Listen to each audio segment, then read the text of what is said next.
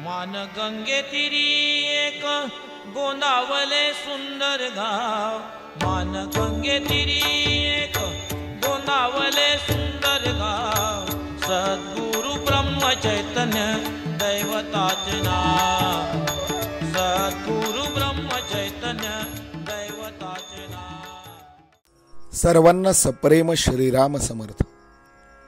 समर्थ सद्गुरु श्री ब्रह्मचैतन्य गोंदवलेकर महाराज यांना आपल्या नित्याच्या प्रथेप्रमाणे अभिवादन करूया आणि त्यानंतर त्यांच्या चरित्रातला आजचा कथाभाग पाहूयात।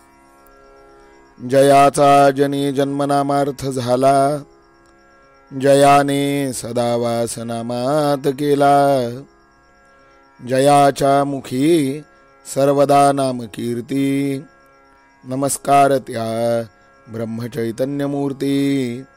समर्थ सद्गुरु श्री ब्रह्मचैतन्य महाराज की जय।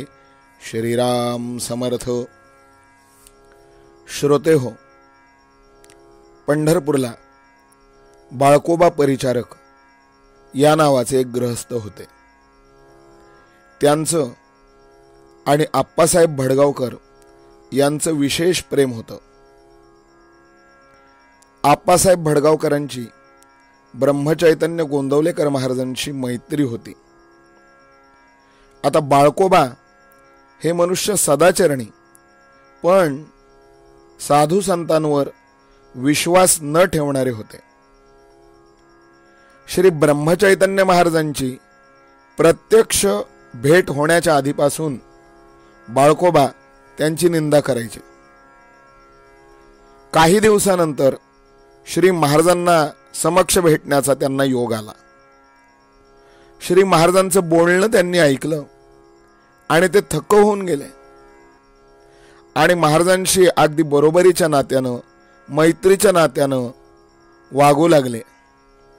वेळ प्रसंगी महाराजांना ते अगदी टाकूनही बोलायचे, पण श्री महाराज हे अगदी सुरुवातीपासून त्यांच्याशी फार प्रेमाने वागायचे।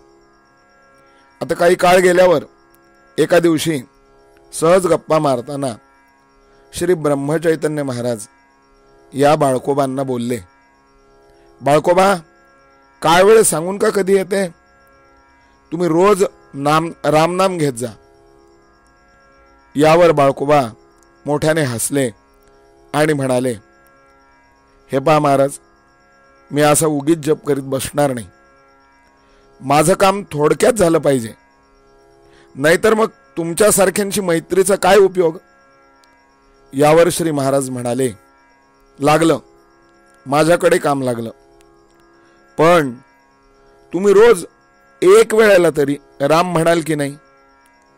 रोज रात्री निसताना एकदा राम म्हणत जा, पाहू बरं राम काय करतो ते। सामान्य लोकांचा असा समज होता की बाळकोबा हे महाराजांच्या विरुद्ध आहेत, पण त्यांच्या अंतरंगात श्री ब्रह्मचैतन्य महाराजांनी नामरूपानं कधी प्रवेश केला हे कोणाला कळलं देखील नाही। पुढे बऱ्याच दिवसानंतर या बाळकोबांना क्षयाची व्याधी जडली। पुष्कळ औषध पाणी केलं, पण तरी देखील त्यांना जेव्हा बरं वाटेना तेव्हा ते सरळ पंढरपूर सोडून गोंदवल्याला आले। श्री ब्रह्मचैतन्य महाराजांनी अगदी मनापासून बाळकोबांचं स्वागत केलं आणि त्यांना हर प्रकारे आश्वासन दिलं। श्री ब्रह्मचैतन्य महाराजांच्या पायावर डोकं ठेवून बाळकोबा म्हणाले, महाराज, आपल्या मांडीवर डोकं ठेवून मरायला मी गोंदवल्याला आलोय। त्यांचं वागणं सगळंच बदललं। त्यांच्या प्रकृतीला विशेष आराम पडला नाही। रोज नियमानं ते रामाचं तीर्थ घेत, रामाचा अंगारा लावीत, रामाचं नाव घेत श्री महाराजांच्या समोर पडून असत।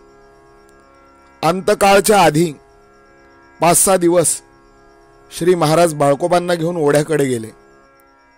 दोघांचं काय बोलणं झालं असेल ते तेच जाणे, परंतु त्या दिवसापासून बाळकोबा मात्र नामाच्या तंद्रीत असत। ज्या दिवशी त्यांचा अंतकाळ झाला त्या दिवशी त्यांना बाहेरची शुद्ध नव्हती, पण नामाचा उच्चार मात्र सारखा त्यांच्या तोंडून ऐकू येत होता. त्यांचं प्राणोत्क्रमण झाल्यावर त्यांचं मस्तक खाली ठेवीत श्री महाराज म्हणाले, माणसाचं पूर्वचरित्र कसं का असेना, त्यानं थोडंच पण मनापासून नाम घेतलं तर ते नामच फार मोठं काम करतं. नामाने भगवंताच्या प्रेमाचा उदय होतो. अंतकाळ आला असता नामाची आठवण होणं ही भगवंताची प्रेम जुळल्याची खूण आहे. शिवाय ज्यानं अंतकाल साधला त्यांनी सगळं साधलं. या पंढरपुरामधल्या बाळकोबा परिचारकांनी आपला अंतकाळ साधला, त्यांना सद्गती लाभली. म्हणून सगळ्यांनी रामनाम घ्यावं. या श्री महाराजांचे भक्त असणाऱ्या बाळकोबा परिचारकांच्या गोष्टीतनं आपण बोध घ्यायचा तो हा की नियम थोडा का असेना, पण नाम घेण्याचा नियम आपण सातत्याने अखंडपणे चालवावा. उपासनेला दृढ चालवावे. भूदेव संताशी सदा लवावे. सत्कर्मयोगी वय घालवावे. सर्वामुखी मंगल बोलवावे. असं आपल्याला जे सांगितलंय ते याकरताच सांगितलंय. त्यामुळे आपण सर्वजण नामस्मरणरत राहू, नामरत राहू, उपासनारत राहू. श्री महाराजांच्या चरित्रातले असे अनेक प्रसंग आपल्याला पुढे क्रमशः पाहायचेत. आज आपण इथेच थांबूयात आणि श्री महाराजांच्या नावाचा जय जयकार करूयात. समर्थ सद्गुरु श्री ब्रह्मचैतन्य महाराज की जय. जानकी जीवन स्मरण जय जय राम. सीताकांत स्मरण जय जय राम. श्रीराम जय राम जय जय राम. श्रीराम समर्थ. देई मलाई तुके रघुराया. देई मलाई तुके रघुराया.